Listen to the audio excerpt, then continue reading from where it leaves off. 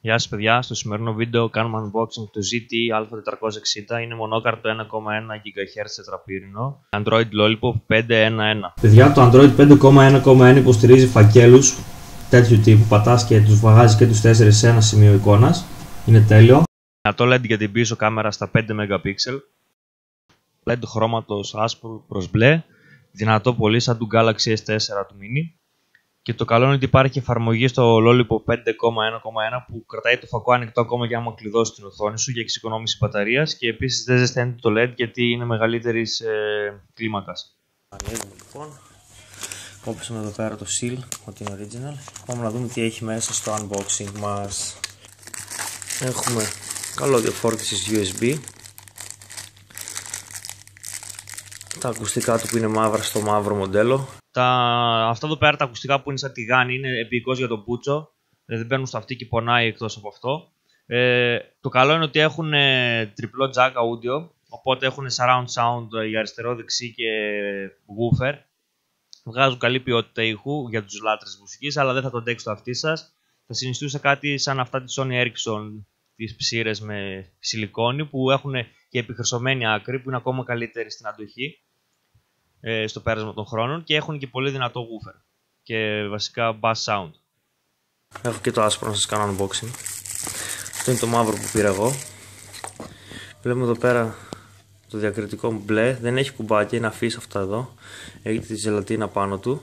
Του πήρα άσπρη θήκη σιλικόνης, το οποίο το έκανε να φαίνεται ασημένιο. Το καπάκι κρύβεται ένα μπλε PCB εξίσου ίδιο χρώμα με αυτό που έχει στη LED κάμερα και από μπροστά τα κουμπάκια αφής. Σε χαρακτηριστικά το σκάλισμα που έχουν τα κουμπάκια τα πλευρικά για το volume και για το power, και επίσης μου άρεσε το χρώμα του PCB και η απλότητα της μπαταρίας και της εγκοπής για να ανοίγει το καπάκι. Για χρήστες ROM σαν και εμένα που ανοίγουμε συνέχεια τα καπάκια για να βγάζουμε μπαταρίες. Τα κουμπάκια μου θύμισαν το Sony Ericsson CyberShot K810i και μου έφεραν αναμνήσεις της καλής φωτογραφίες, αλλά δυστυχώς δεν μπορώ να πω το ειδική για την κάμερα.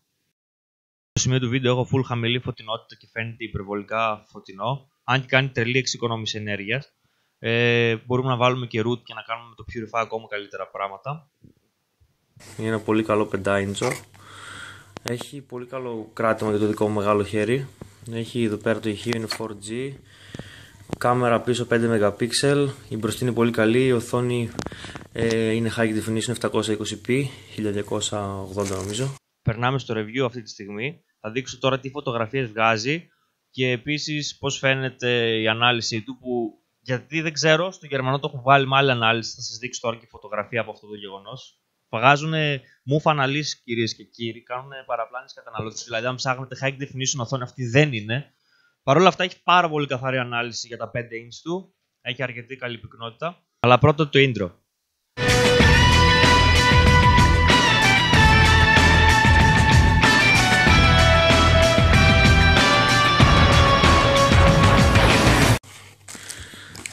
Πάμε να δούμε τι άλλο έχει η μπαταρία μας. Έχει οδηγός γρήγορης έναρξης.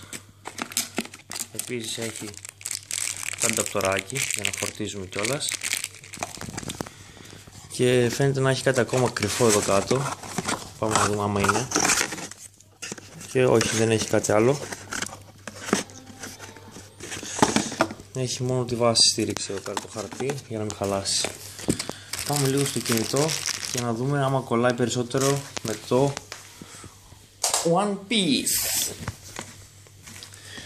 Θα κάνω μια μεταφορά από το One Piece, το έχω στο διπύρινο Galaxy Core μου, για να δούμε αν παίζει πιο γρήγορα σε αυτό που έχει κατά 100 MHz αργότερο επεξεργαστή, αλλά τετραπύρινο αντί για διπύρινο. Και θα σας πω τις εντυπώσεις μου, καθώς θα σας δείξω και την οθόνη του και το πώς φαίνεται από τον υπολογιστή.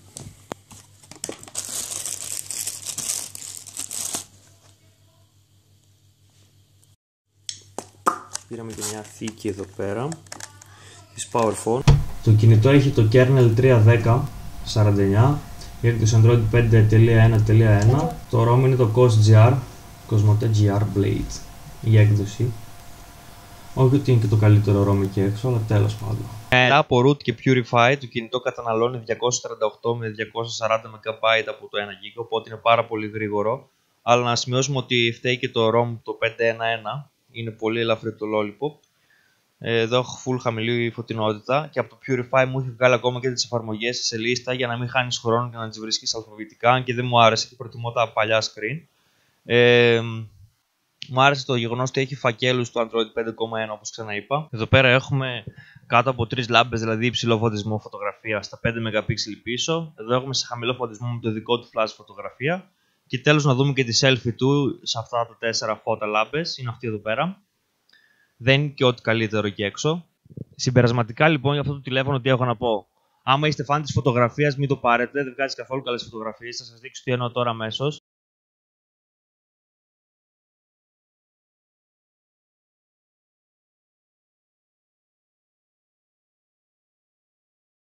Εδώ βλέπουμε μεν τον ηλιοκαμένο Ινδιάνο. Προσπάθησα όλες τις ρυθμίσεις του ISO να δω ποια βγάζει καλύτερα χωρίς να κατουράει τη φωτογραφία, αλλά σε όλες χαλάει το sharpness. Εδώ έχει 2 ουράνια τόξα. Ένα είναι ακριβώς το χελιδόνι που το έπιασε εν κίνηση και πάλι δεν βγήκε καλό. Για βίντεο μπορεί να κάνετε κάτι με 720. Αν δεν βάλουμε βελτιστοποίηση φωτογραφίας, βγαίνει πολύ γρήγορα πολύ καλό μικρόφωνο. Οπότε να πιάσουμε πολλά πράγματα εν κίνηση. Αν και στην αποθήκευση σα κατέβει τα χρώματα για τηλέφωνο, αν το θέλετε. Είναι πολύ καλό τηλέφωνο.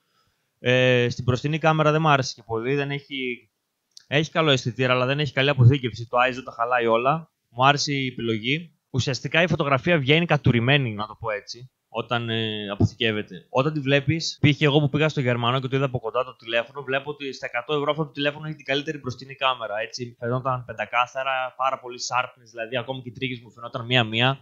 Όμως τελικά μόλις αποθηκεύεις τη φωτογραφία την κατουράει. Με λίγα λόγια, χαλάει λίγο η ποιότητά της, γιατί φαίνεται το compression που κάνει δεν είναι καλής ποιότητας, π.χ. PNG ή ξέρω εγώ JPEG καλύτερης ποιότητας 16bit ή 24bit. Από εκεί και πέρα είναι ένα πολύ καλό τηλέφωνο στα 100 ευρώ, πολύ γρήγορο, δηλαδή 4 πυρήνες σε συνδυασμό με το Android 5.1.1 είναι απίστευτος συνδυασμός. Δεν κολλάει καθόλου, δεν το περίμενα με τα 100 ευρώ να πάρω ένα τέτοιο τηλέφωνο. Σκεφτείτε ότι στο παλιό έπαιζα με 1,2 διπύρινο και πάλι κολούσε. Και τώρα τετραπύρινο 1,1 και δεν κολλάει καθόλου. Παίζω One Piece και τα λοιπά χωρίς lag. Από μπαταρία δεν μου άρεσε και πάρα πολύ στην αρχή, αλλά μετά το root που έκανε και το Purify διέγραψα πάρα πολλές μανίσιες εφαρμογές, π.χ. μουσική Google Play, βιβλία Google Play, ό,τι μου χαλούσε εκεί πέρα τη διάθεση το διέγραψα και κατάφερα να έχω ένα πολύ ελαφρύ σύστημα τώρα και να μην κολλάει καθόλου. Και επίσης το Purify σκοτώνει τις εφαρμογές αυτόματα, π.χ. το Facebook Messenger, άμα σου σπάει τα νεύρα, αντί να το κάνεις σε επεγκατάσταση, κατεβάζεις το Purify και σε βοήθεια με το root διαγράφει κάθε φορά την εφαρμογή και την διεργασία της, οπότε δεν μπορεί να ξαναεμφανιστεί την ώρα που παίζει παιχνίδια π.χ. και τα λοιπά και σου σώζει πάρα πολύ μπαταρία. Ξεκινώντας με hardware λοιπόν, ας μιλήσουμε. Έχουμε platform Android 5.1.1 Lollipop. Chipset έχουμε το Qualcomm Snapdragon 210, μοντέλο MSM 8909. CPU έχουμε τετραπύρινο 1,1 Cortex A7. Έχουμε και GPU το Adreno 304. Μπορούμε να επεκτείνουμε μέχρι τα 32 GB με micro SanDisk. Εσωτερική μνήμη έχουμε 8 GB.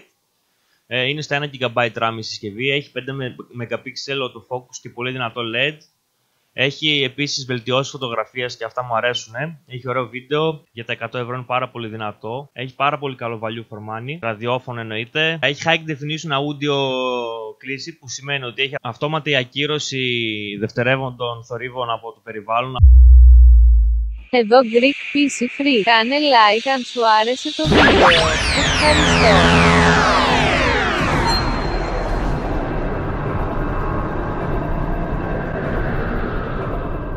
Το μικρόφωνο το κρατάω έτσι γιατί είμαι rapper. Όχι, πλάκα κάνω, είναι πυκνωτικό το μικρόφωνο και πρέπει να μιλάω κοντά, αλλιώς δεν ακούγεται τίποτα καθαρά. Και αυτό είναι και το κακό, παιδιά. Μην πάρετε επαγγελματικό μικρόφωνο για υπολογιστή που δεν έχει κατάλληλο ενισχυτή. Θα κάνει κατά όλα η κάρτα η μητρική.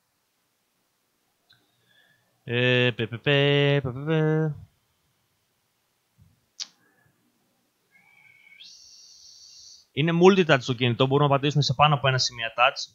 Αυτό είναι πολύ καλό επίσης. Άντε, φτάνει, πολλά σας είπα. Γεια σας.